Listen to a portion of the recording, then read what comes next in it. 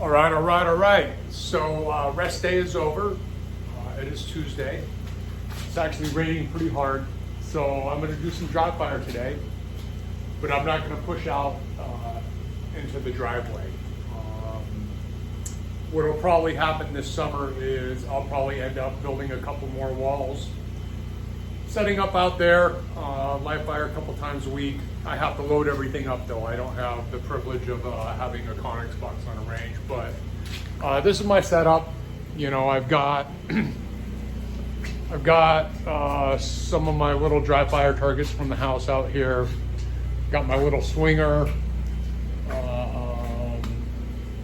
couple targets. I'm gonna have to figure out how to set this up without going out in the driveway. You know, going out to the driveway really helps a lot because my garage is pretty small.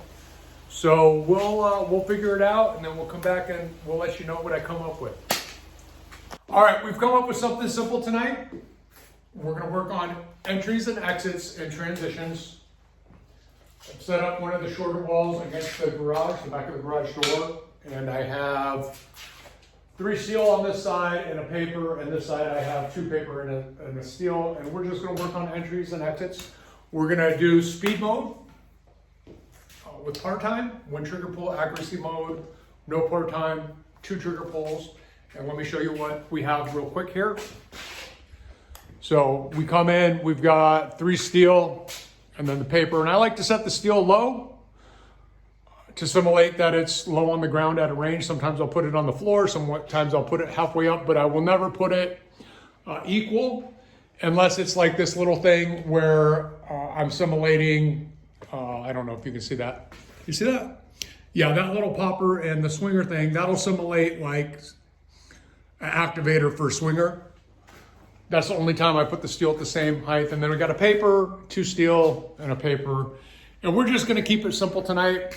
We'll probably do about 40 minutes of this, supersets.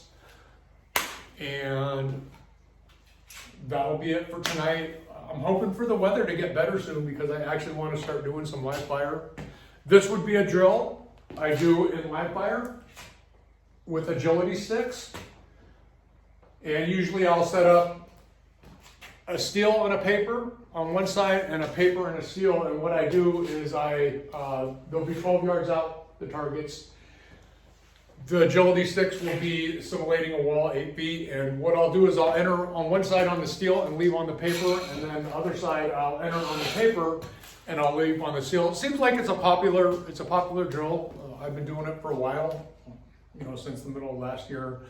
The other thing I like to do is I actually like to do that same drill, but spread the agility sticks out 15 yards because then you get running right, running left with the gun, entries, exits, and then sometimes I will circle around the agility cone while shooting.